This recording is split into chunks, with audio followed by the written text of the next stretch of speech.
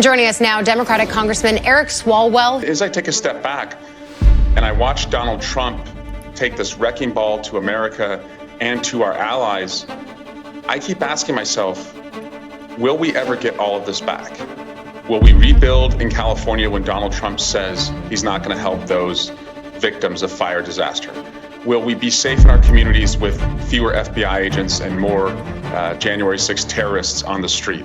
Will our organizations be able to help people with less federal funding? And will our allies stand shoulder to shoulder with us as Donald Trump continues to poke them in the eye and treat them like an enemy? Those are the questions that I and my constituents are asking ourselves. Some Republicans say that they do now believe any new aid to Californians should come with conditions attached. I think there should probably be conditions on that aid. That's my personal view. We'll see what the consensus is.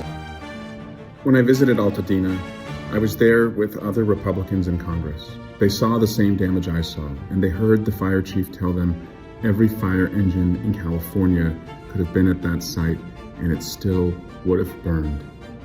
It wasn't DEI, it was unseasonable winds. And I was going to make sure I'd remind them of what they saw and heard later when we were back at the Capitol. We're going to start with the breaking news, though, from the Trump White House and a dramatic new move that could impact millions of Americans. Overnight, the administration ordered a freeze that starts today on all federal grants, loans, and other aid. Now, that could amount to trillions in federal dollars. We are supporting the lawsuits that the attorneys general are filing, to try and pause this, and also to set the table on what we can do in Congress. Now, without childcare, they would not be able to be employed. They'd go potentially back on cash aid or state funding, county funding.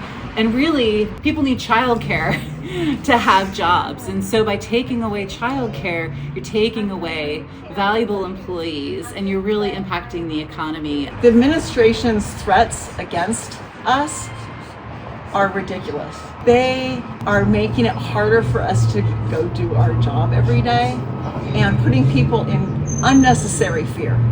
Unnecessary, because none of this has to happen. Everybody's just trying to figure out what's going to be cut and how to respond to their constituents and those that they serve. There's a lot of fear in the air. According to new reporting from investigative reporter Judd Legum and his new Substack Musk Watch, political hires installed at OPM have received, quote, unprecedented access to federal human resources databases containing sensitive personal information for millions of federal employees. FBI has turned over a list to the Justice Department of the FBI agents who worked on the January 6 rioters cases. Are you planning to fire the FBI agents who worked on those investigations? No, but I'll fire some of them because some of them were corrupt.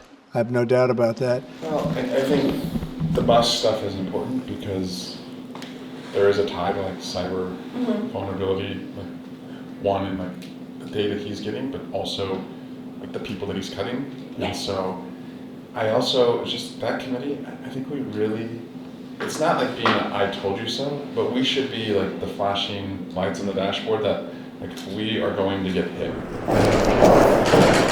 got a Homeland hearing on cybersecurity, but I don't think you can go into the Homeland Security Committee without talking about what it means when you put 1,600 violent criminals into the community, how unsafe that makes us. Firing FBI agents, what that does for terrorism, and then letting Elon Musk have everyone's personal data. So when we talk cybersecurity, well, it's a pretty big fucking breach and vulnerability. When I left the hearing, I was quickly approached by a reporter. You have unvetted individuals led by an unelected person, Musk, who have access to the most sensitive data that Americans have. For you. No, nobody can take it up. What is this? That's you. That's you. I believe that's supposed to be a Russian orc. Okay. And you are slaying them. Slay. Wow, this is Ukraine. That's right? Yeah. And then complete with Crimea. This is the House seal. of Reps seal. And it's you. You have to kind of get on the floor to see your face. They sent me a picture of it in the studio while it was being after it was made, and behind it They just had a bunch of pictures of you from the internet. That looks like me. Sorry. That looks like It is you. better chiseled me. Good hair too. Yeah, this guy has more time to go to the gym. What is this guy? Is this a human? Looks like an orc. I was told it's an orc. What's an orc? Like from Lord of the Rings, they're like the evil Oh. soldiers. Like the And this evil- was sent to me from the Ukrainians. Yes. I think we should display it front and center Yes. in the office. Unfortunately, none of us can pick it up. It's what we call a talking piece. Yes, definitely. Crimes from the Canadians are here.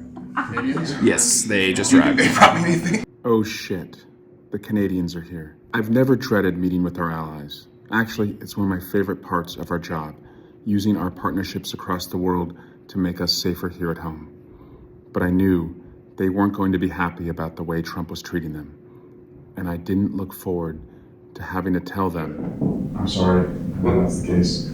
I am in touch a lot with your foreign minister, Mel. She's great, does a good job for you all. She does. And have conveyed the same to her. So.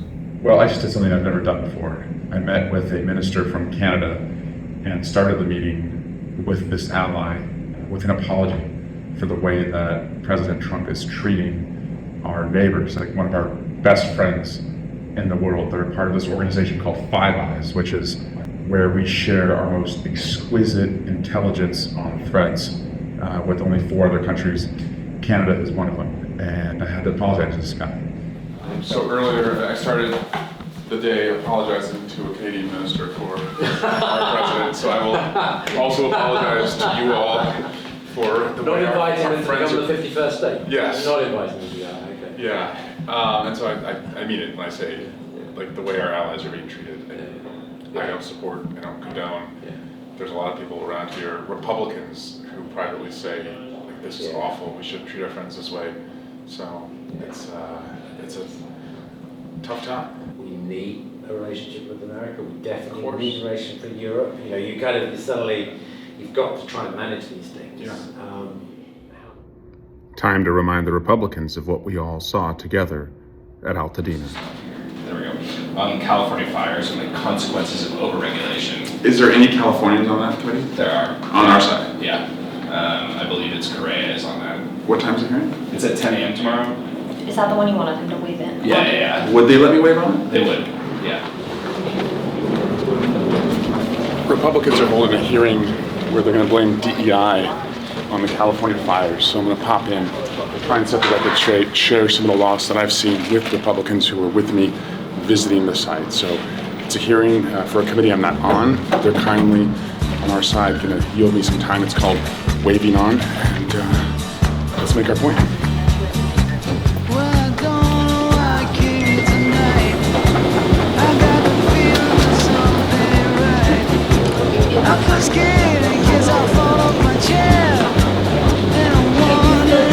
Actually, no, I just went the wrong way.